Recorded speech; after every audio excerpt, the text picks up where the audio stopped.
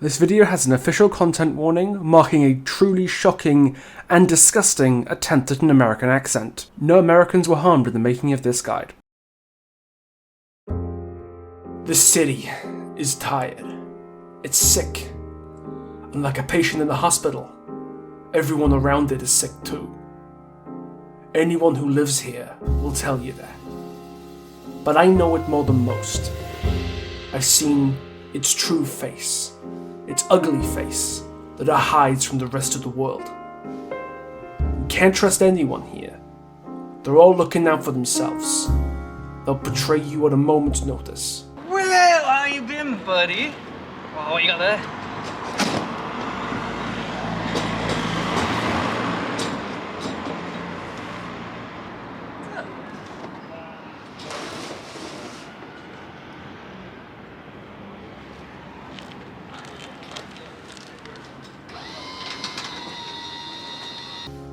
I hate everyone here.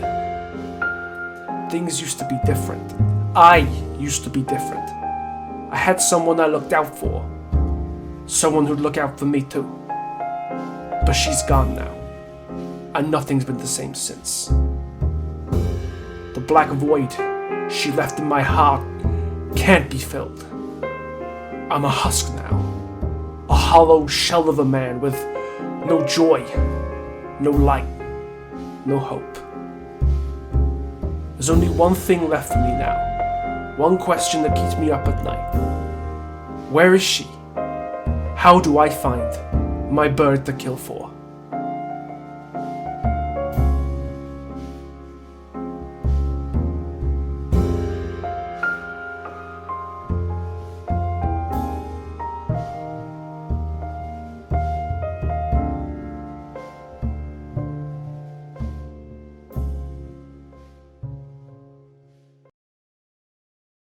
I've wanted to make this video for a very, very long time.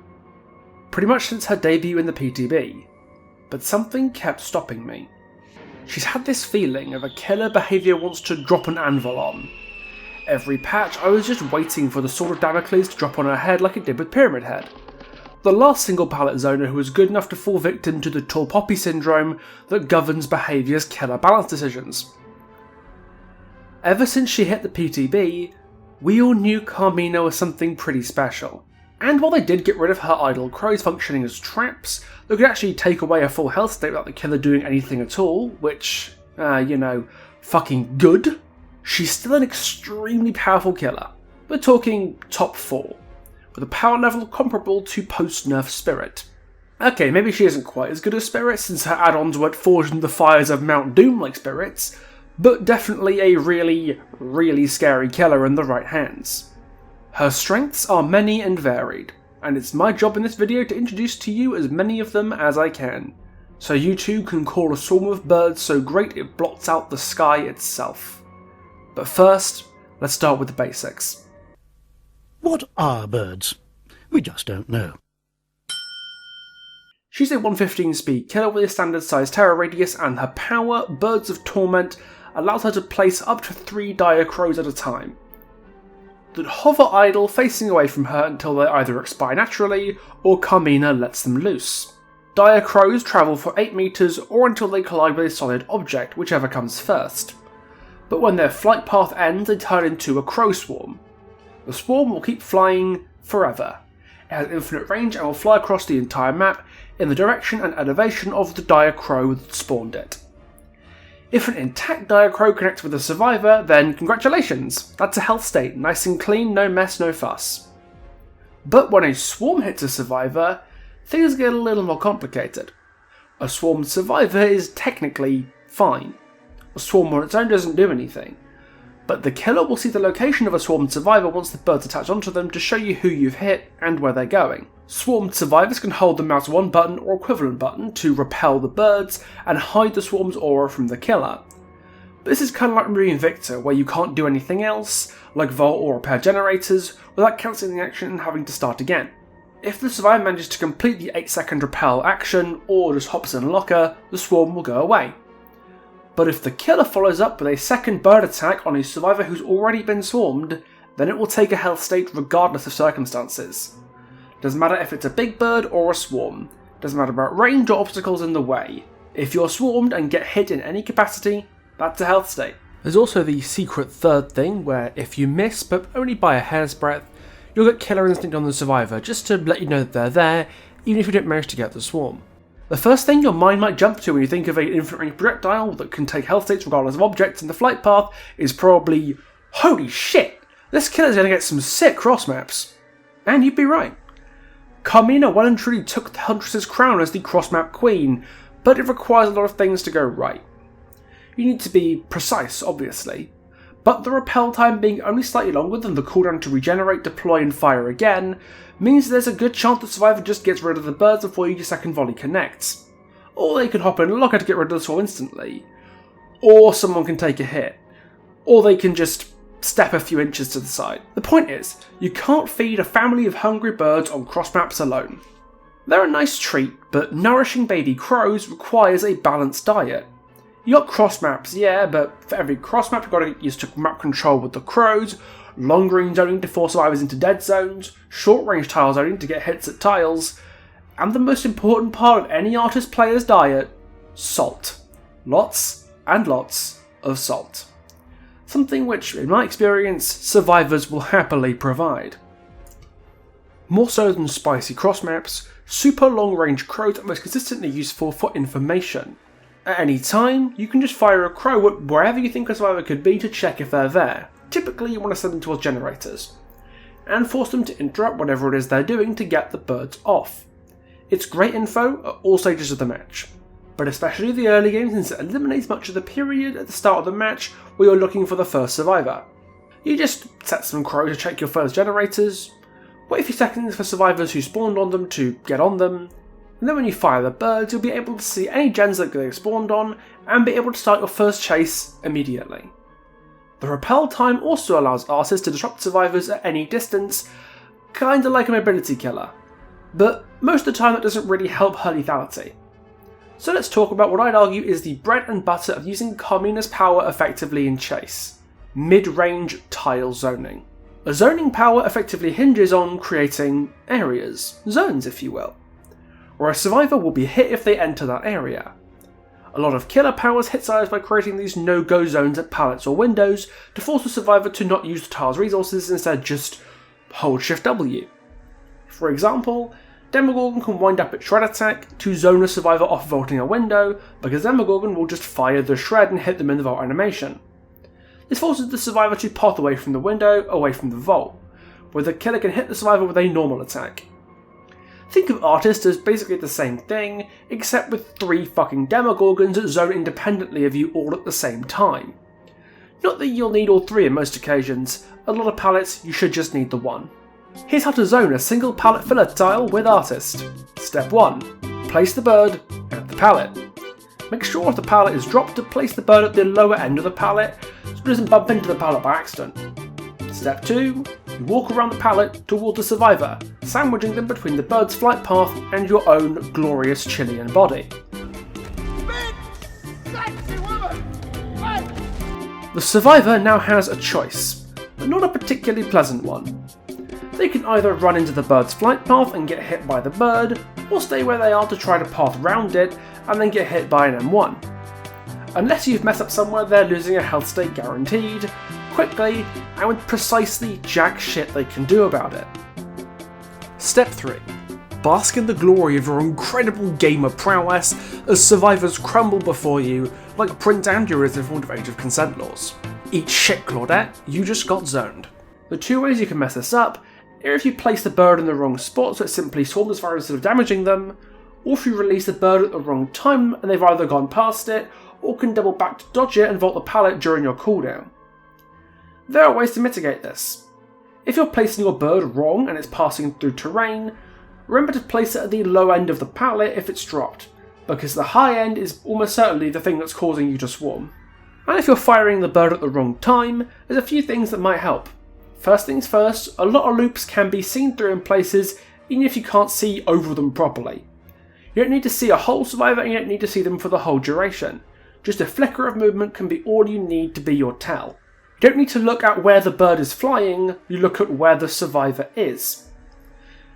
There's also an add-on that makes this element of playing artist genuinely, hilariously easy to the point of being disgusting, but we'll get to that. A key to zoning this effectively is patience, because smart survivors might double back and try to bait you into firing early to try to dodge a hit. Remember, the survivor has to run into your flight path for you to be able to get the health state with a bird, so if they're really stubborn they just won't do it, but it does mean you just get a free M1. For handling more complex structures it's the same basic principle. You basically want to pick the path you're going to walk down and place birds at cut-off points that the survivors will have to walk down to get away from whatever it is that you're doing.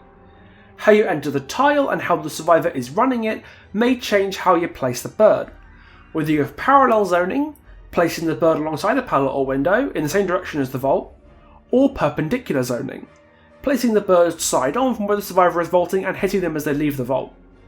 Perpendicular zoning is typically safer because the survivor will struggle to run into the bird and get swarmed as they're taking a hit, as easily anyway, but it takes a bit longer to get into position, giving the survivor more wiggle room to just leave the loop altogether and waste time spent setting up. And bear in mind, all of this is to get a guaranteed health state without being swarmed. If you're going to go for a swarm, you need to worry about things like sight lines and whatnot. In that case, all you do is find an angle the survivor is going to run at and place a bird alongside it, just like you would getting a hit at a filler pallet. When the survivor crosses over the bird's flight path, just fire it and they'll get swarmed. Do this twice, that's a health state gone. A lot of the time, unswarmed survivors won't even double back, because doing so will double back into you and they'd rather get the swarm than lose a whole health state. And there are a lot of tiles with holes in them, like Shack and every Autohaven tile on the planet, where you can see the survivor at points to inform you when you should fire the swarm. This ability is kind of similar to Pyramid Head's power that lets you hit through walls, which is great in all until you realise that Punishment the Damned is hard capped in range, slows down the Pyramid Head when he drags his blade, and makes a loud as fuck sound when it's charged and when it's firing. All of these being limitations Carmina's birds do not have, meaning she can pretty consistently get a hit at any tile in the game, even when the pallet is dropped without needing to break it, which is something that only a special few killers get the privilege of being able to do. But importantly, if you want to get those beloved double swarm hits, then you're going to need to be very, very consistent. Unless you fancy wasting your own time whiffing birds and giving the survivors time to repel the swarm. Repelling the swarm without add-ons takes 8 seconds, and if you hit the survivor with a single bird it takes 5 seconds to regenerate your power, 1 second to charge a bird up, and another second between placing the bird and firing it. Meaning if they start repelling they instantly get swarmed, you have 1 second in which to hit them before they can repel the swarm, and nullify the health state completely. The time to regenerate your power gets longer the more birds you fired, so if you fire more than one bird to get the swarm, the survivor will be able to repel in time before you can follow up for the full health state. Unless they've paused the repel animation by dropping a pallet, vaulting or using dead hard to interrupt the repel and reset the timer. This is why any survivor who drops a pallet or vaults while they're swarmed is basically signing up for any % death speedrun, because unless you've just fired multiple crows before they vault, you'll be able to recover your birds and get a hit before they can repel the swarm. This can even result in the artist being able to double tap survivors by hitting them with an M1, they run through an idle bird or interrupt their own repel to escape the loop, and then you just ready up and fire another bird to hit as soon as your basic attack cooldown's over. Keeping the repel timer ticking in the back of your mind is the key to playing artist correctly if you're doing anything beyond just single pallet zoning, and it's especially important if you're trying to get cross-map hits at super long ranges. At these sorts of ranges, you've got to take the travel time of the bird itself into account, meaning at exceptionally long ranges the survivor might be able to repel the bird before the follow-up hits them, even if it's aimed perfectly and timed as well as possible. But that doesn't happen very often. What's far more likely is the long travel time will make you miss, because you don't need to target properly or the survivor predicts where the bird is going to go and jukes it. You do have a helping hand with this though. When you swarm a survivor, the aura of the swarm will linger for 2.5 seconds once they start the repel action, giving you some indication of where they're going, but perhaps more importantly, how far away they are. Remember, the further away a survivor is, the less you'll have to turn or strafe to hit them with a follow-up bird. Changing a bird's angle only minutely can be the difference between a direct hit across the map and missing by a mile. Without add-ons, you usually only have time to set up one bird and fire it off before they can repel, especially at long range. so you're punished pretty decent amount for messing it up, because if they repel, it's basically like they've healed half of the health state that you've dealt them. You've got to reswarm them again before being able to convert that into a health state. So learning to lead your targets at different ranges and therefore different travel times is very important, and something I can't really teach you within the confines of a single video. Bot games are great for trying this out.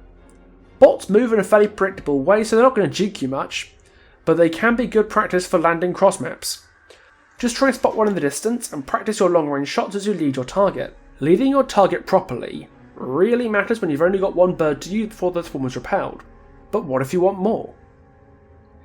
Please, sir, I want some more. If you want to consistently use multiple birds to increase your odds of converting a swarm into a health state, you should probably start looking into add-ons, specifically one or both of the following. Thick Tar, which increases the time it takes for the survivors to repel the swarm by 0.5 seconds, and Festering Carrion, which reduces the cooldown of your power by 0.5 seconds. Both of these fulfill a similar function. They make the window for you to be able to double tap a survivor with back-to-back crow swarms longer, meaning you can take more time aiming or prep multiple birds more easily. These add-ons, especially when run together, allow what Scott Jung called the shotgun strategy, where you swarm a survivor with a single bird at long range, and then place all three to cover a wide area and ensure you get the health state, regardless of where they juke. I haven't really got anything bad to say about that at all, it's something I use a lot myself, but you gotta remember that turning as you deploy your birds, even by just a tiny fraction, radically changes where they end up as they travel over long range. You can always opt to just strafe instead of turn, keep the flight paths parallel to one another and ensure a tighter crow spread over a long distance, but I prefer to turn most of the time because it allows you to walk broadly forward towards the survivor or wherever else you need to be while aiming your crows. This is particularly important if the survivor is trying to shift W you in the open, something a lot of survivors will do against an artist player if her tile zoning forces them to leave a loop. But unlike other zoners, Carmina can even zone while a survivor is shift Wing. If you tag someone you're chasing with a crow, they suddenly can't go in a completely straight line anymore because you'll hit them just like a huntress, meaning they'll have to start juking, by placing your birds at an angle that forces the survivor to juke into a total dead zone, meaning you just get to slap them with an M1. Yes, Carmina can zone without even having a tile to zone the survivor off of, that's how good at zoning she is. When working out the flight paths of your birds, especially at long ranges, there's one thing about the environment that you need to bear in mind: map elevation. Carmina's birds have a bizarre relationship with stairs and slopes. The first 8 meters of a bird's flight path will allow the bird to follow the line of the stairwell, allowing Carmina to shoot up and down stairs. But beyond that, the flight path stays fixed, and if the birds hit a wall or even the wrong part of the stairs side on, it will swarm and stop changing height once it does so.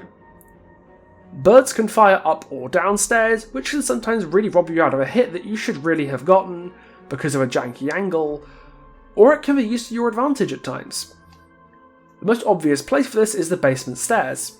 If someone is going into the basement to get an unhook, you can guarantee a 1-for-1 by placing a bird at the top of the stairs before following them down. Hit the unhooker with a basic attack, and then hit them down the stairs with the bird waiting at the top when they go for the stairs to try and lead the basement.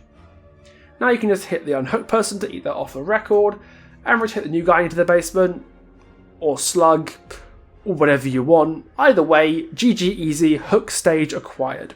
The other trick I'd bear in mind for upcoming artist players is one that I found to be unbelievably niche, but still plenty of fun and definitely one worth trying: the slingshot technique, where you can get both the swarm and the health state off the same volley of birds. Normally there's countermeasures against this, because survivors get a 0.75 second immunity window from further birds after they get hit by one.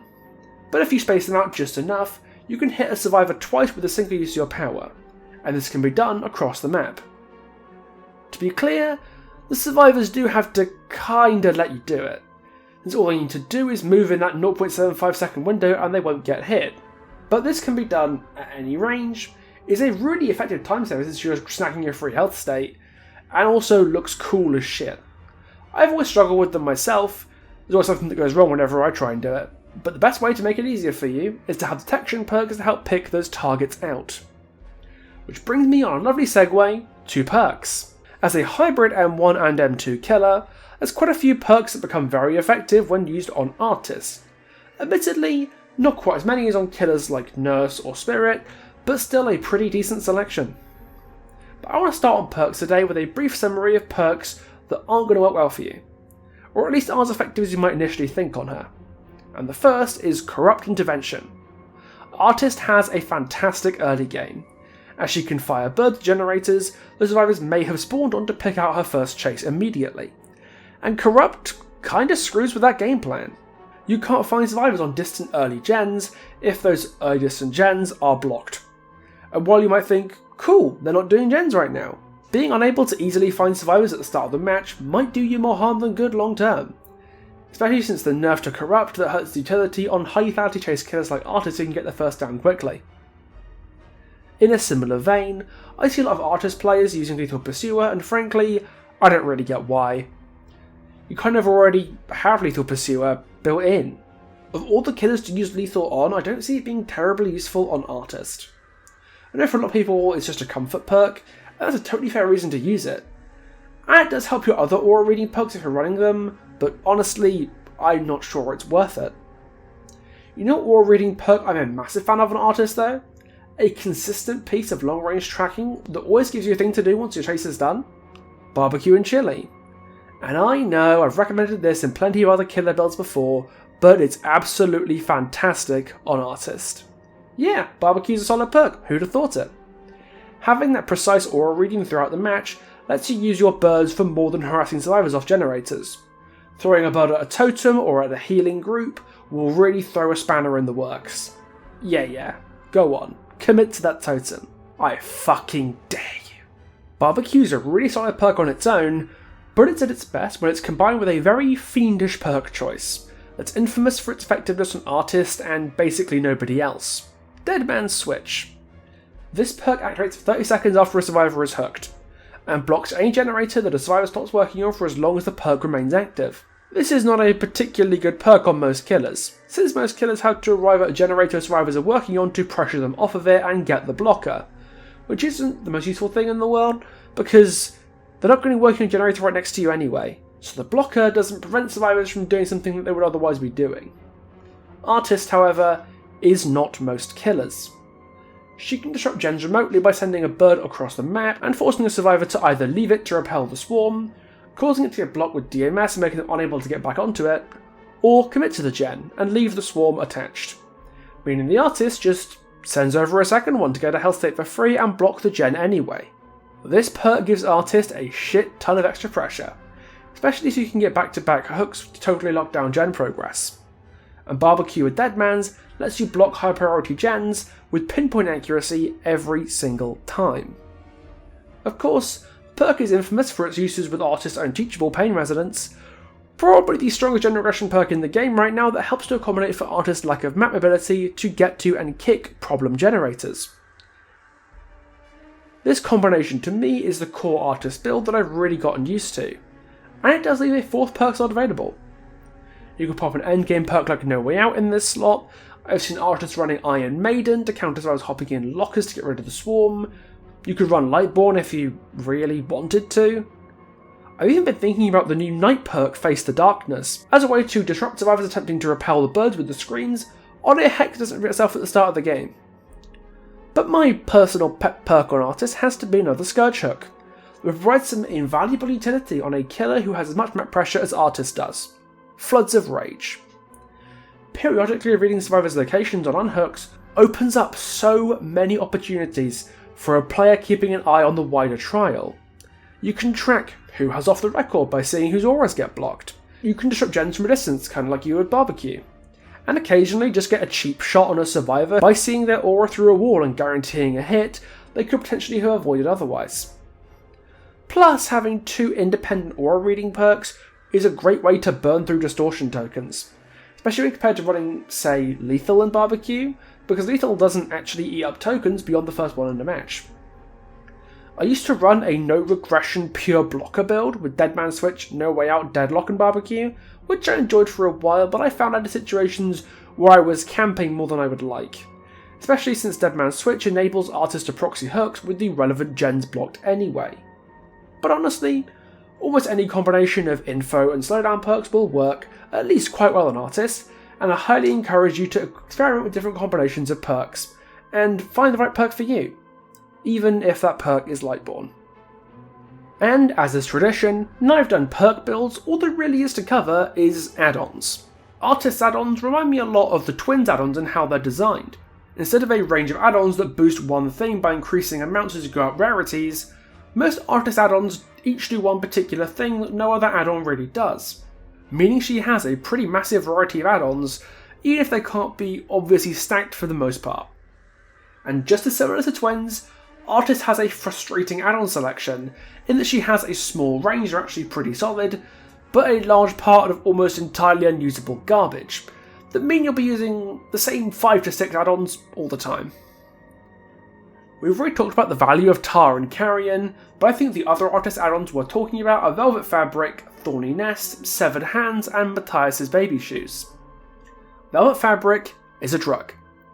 It extends the window during which the killer can see the aura of a swarmed survivor when they start repelling from 2.5 seconds to 4 seconds, which is actually amazing for cross-mapping, to give you a little wiggle room with how you want to lead your target, and you can guide where you place your bird clusters for maximum effectiveness.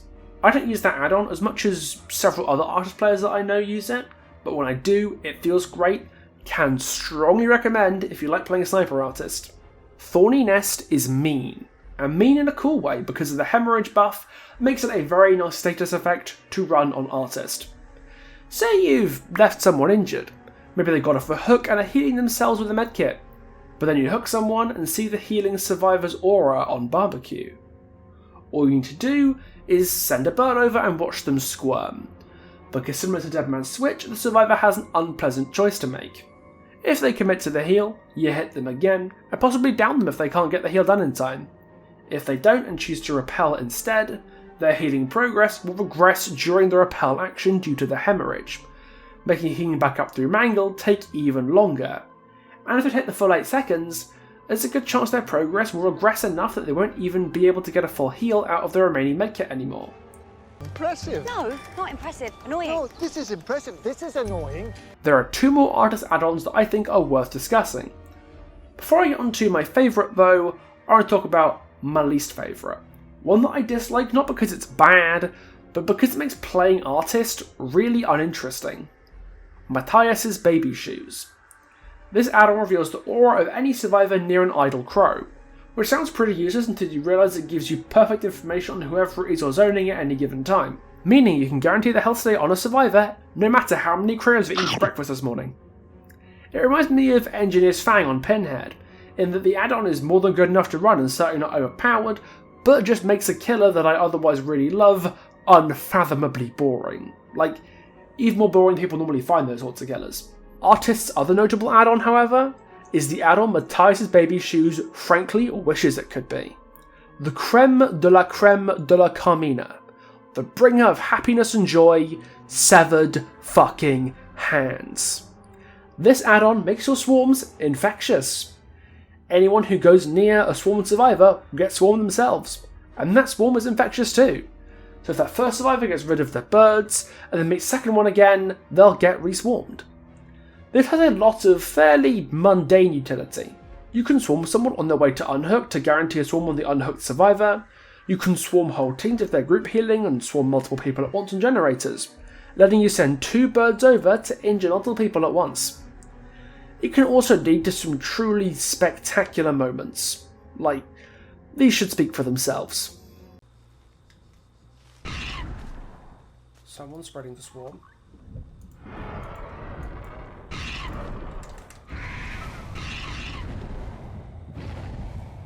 Thank you for providing me with all of your health states, friends. Eat 7 hands.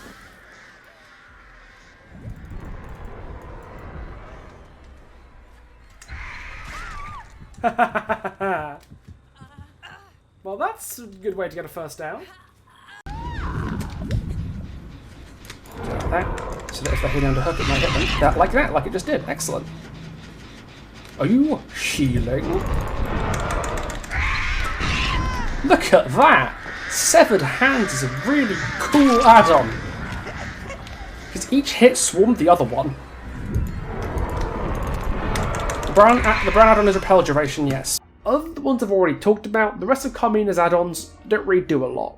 Maybe Ogrifo Lover? It does turn off dead hard if a survivor is swarmed. But the rest just sort of aren't good. With a special mention to her Eries that are in contention for the worst pair of ultra rare add-ons in the entire game. Most killers have maybe one useful ultra rare? Maybe if they're lucky they'll get both.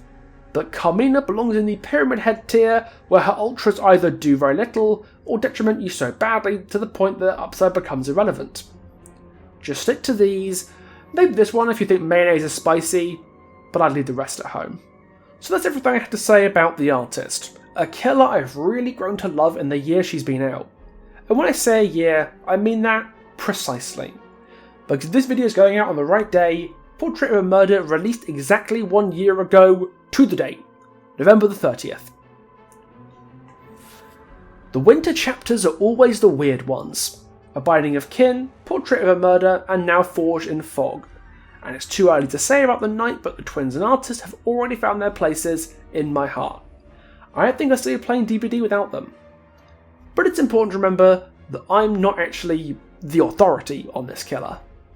To many people, I am the twins guy. Lixie and I are the go-to people for twins, in large part because nobody else plays them anymore. And since our Pinhead guide did pretty well back in January, holy shit, that was New Year's Day this year? Wow, time goes fast. A lot of people associate me with Pinhead as well. Not because I'm particularly good, but just, again, because nobody else does. But that is not the case with Artist, because I'm way worse at this killer than this guide may have you believe, and that's okay. Because there's someone else you should check out instead. Carnivorous is an artist main, one might say the artist main, Twitch partner, lightball enthusiast, and the progenitor of the thing known only as Phengasis. For those of you who've made it this far into the video, I've got a little bit of homework for you. Today, on the date of the video's upload, it is not only Artist's quote-unquote birthday, but also Khan's, so I have a request. Right now, assuming this video went up when it's supposed to, she's about an hour and a half in to her birthday subathon. So I would appreciate it a great deal if you were to hop into her Twitch chat, link is in the description, to wish her and Carmina a happy birthday. And that's something small, but would mean a lot. Oh, and you can tell I've been working on this for a while because those clips I filmed outside in the intro were actually done in the summer. Yeah, during the 35-degree British heat wave, I was filming in that suit with that hair. You can see it's shorter now, I've had it cut since then, and I've also lost a lot of weight because, yeah, that's better. But yeah, you can see how long I've had this video in production for. The artist is a killer with a bad reputation, which, to be fair, is 2022. Which killer doesn't at this point? But don't let that put you off trying her out. Just because people are gonna bitch and whine, and make no mistake, they will bitch and whine. If you want a powerful and versatile zoner with a satisfying learning curve, an engaging combination of chase and map control, and some seriously impressive clips to put on Twitter, you could do a lot worse than Artist. If you decide to give her a go, I hope you have a great time picking her up and getting used to her. She's been great for me. Well, now that I've done this, I've made guides for all the killers I actually play on a regular basis.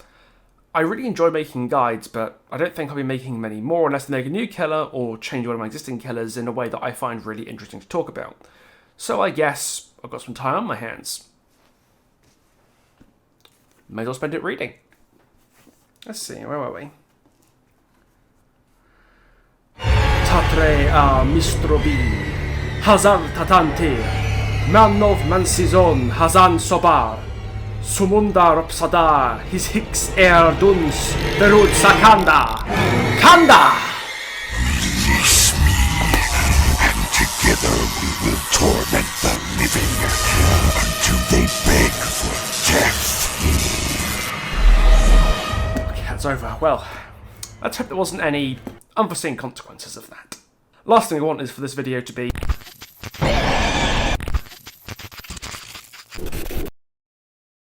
thanks a lot for taking time to watch this video. It was a real passion project of mine. I'm really glad to have finally got it done.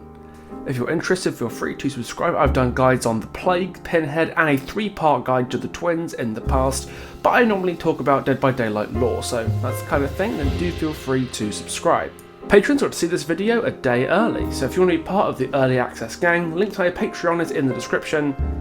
Don't feel any pressure to support, just watching the video and engaging with it is more than enough for me, but if you did, then the option is there.